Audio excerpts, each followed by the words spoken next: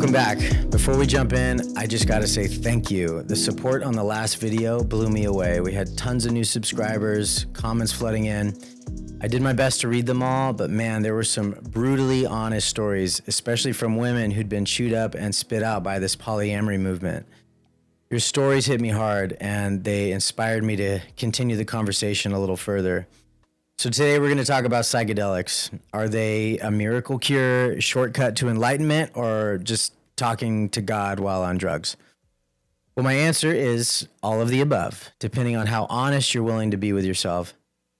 Psychedelics can be incredible medicine, but only if you're willing to stare your shadow straight in its creepy little eyes, integrate what you find, and actually show up differently afterward. Otherwise, you're just speed dating God. Great connection, but with zero commitment. And yeah, a little faith in a loving creator goes a long way here. But for some of us skeptical bastards, it usually takes a full-blown non-duality orgasm to finally feel that love isn't just a pretty word. But psychedelics can also be a beautiful distraction, a cosmic circus. If you're just dropping acid at Burning Man, dancing in the dust, well, that's awesome, but don't pretend it's healing. It's much like buying a quantum computer just to play Pong. So here's the obligatory disclaimer. I'm not your guru or your shaman or your trip sitter. I'm not telling you to take psychedelics. These substances are not universal keys to the kingdom. And frankly, for some people, they're more like keys to a padded room. But if you're wired for it, psychedelics can blast through walls that you didn't know you had built, revealing in 6 hours what therapy often couldn't touch in 6 years. But the catch is that you'd better be willing to do the real work when you come back, right? When you land. So here's something I've learned the hard way. For a long time, I chased these peak psychedelic experiences because I thought they'd finally fix me. I'd enter these profound states of unity where my self-judgment and criticism dissolved, and I'd feel relief from what I thought was broken. As a former addict, that seemed to work for me, right? Clarity would slap me across the face. A tear or two would glisten down my cheek as I sat in awe, trying to explain what just can't be said. But once I came down, without proper integration, I'd find myself fantasizing about the next journey, convinced that it would finally be the one to set me free permanently. I was just seeking this destination, this idea of enlightenment, rather than being present for the journey. I had a hard time with that ambiguity of emotional processing, which is really where the rubber meets the road and is very gradual.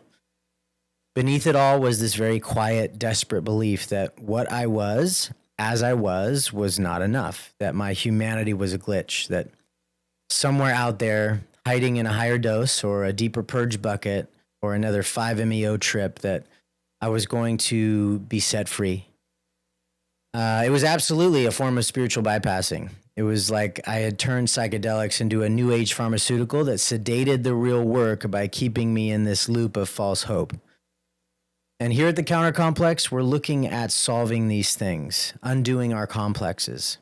So don't underestimate the ability of these maladaptive survival complexes to use all things, even things that could heal, to serve their own purpose of keeping you dissociated in repetitive loops and ultimately numb. The truth is that looking for something else can be a bit of a trap, because even after some mind-blowing interactions with machine elves, I'd always end up back where I started. I would take these longer and messier journeys around bigger blocks just to arrive back at my house. It's as though I was like searching for some other home, somewhere cleaner where I could be free, when all I needed to do is clean my own damn room. Thank you, Jordan Peterson. Clean the damn thing up.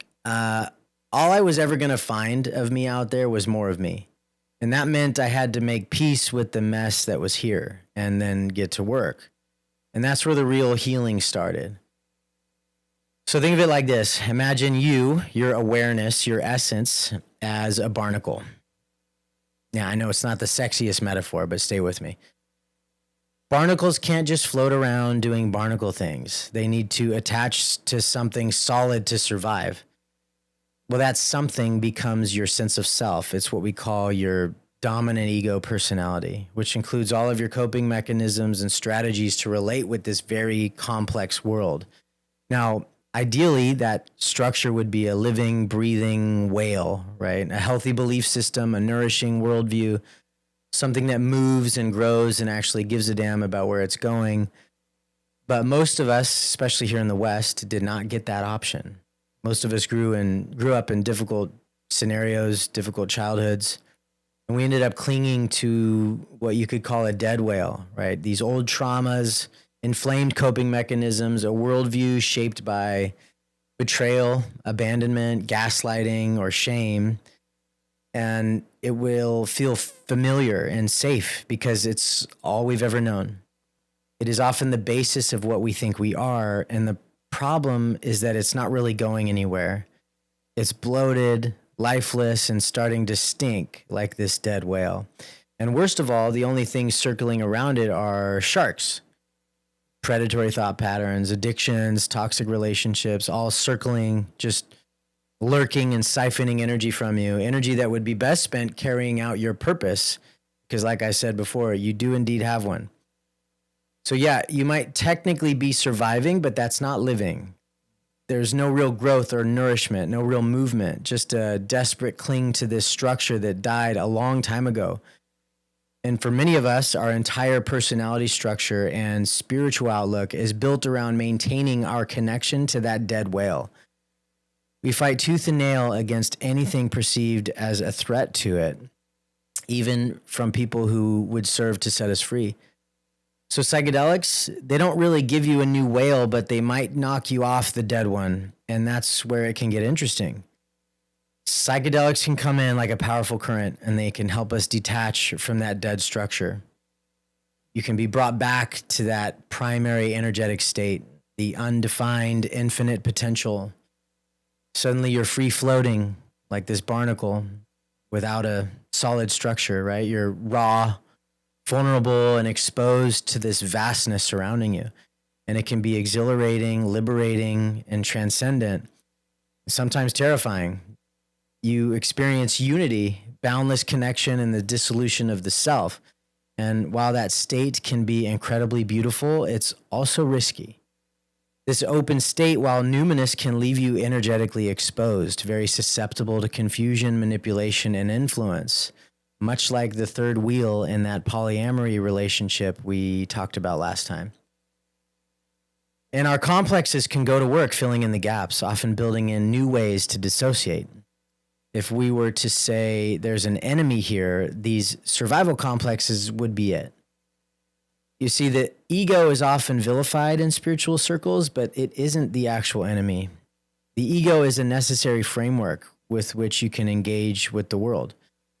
Sure, it might be misguided and flawed, no doubt, but we don't need it to die. What we really need is a comprehensive rebuild, a restructuring that enables our primary instincts to expand and come alive, rather than to contract out of the need for survival.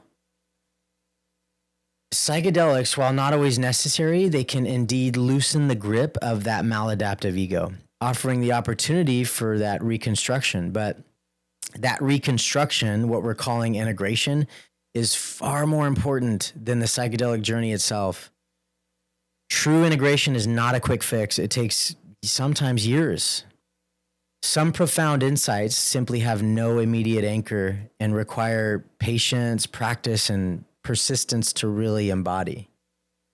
So if you're continuously chasing peak psychedelic experiences, it may be a sign of failed integration. Many users, too, will mistakenly replace their dismantled egos with these ungrounded, wishy-washy, woo-woo beliefs that are fun, but they don't necessarily translate into real-world action and meaningful work. So try not to fall for this trap. We would recommend surrounding yourself with structures balanced and healthy masculine and feminine energies. I know there are few out there, but that's what we're trying to do here at the Counter Complex. But you want these structures to be solid enough to create a real impact, especially within you, yet flexible enough for continual growth. The paradox that we aim for is to be both complete and a work in progress. Our channel's mission is thus: we want to support the spiritual community in shedding this need to bypass. and to help celebrate some of these esoteric wisdoms and traditions without getting too lost in the sauce. We really advocate for a healthy return of these traditional medicines, for a return of the polarity between the sexes and balance between what's sacred and carefree. Ultimately, we all have a part to play in merging all of our intellectual advancements with this ancient heart-centered wisdom. So, in summary, psychedelics can be incredible tools, but they're not the ultimate solution. Ultimately, they can show you the door, but they can't walk you through it. True healing requires more than a tool or a single moment of insight. And the truth is, no matter how far we travel, whether it's through the cosmos, through the mind, or the depths of our own heart, there's always something bigger than ourselves waiting for us to acknowledge it. You can call it God, universe, source, or simply love. And when we acknowledge it, we can begin to ground our insights into a reality and build a resilient yet adaptable identity that's like an ego that's been humbled by love, not murdered by the psychedelic or the new age. It's when we surrender to something greater than our small, wounded selves that we finally begin to heal. Psychedelics can be a very powerful nudge in that direction, but it's the daily act of surrender, humility, and choosing to align with a higher truth that transforms us. So yes, the work is yours to do, but you don't have to do it alone. So connect with us in the links below.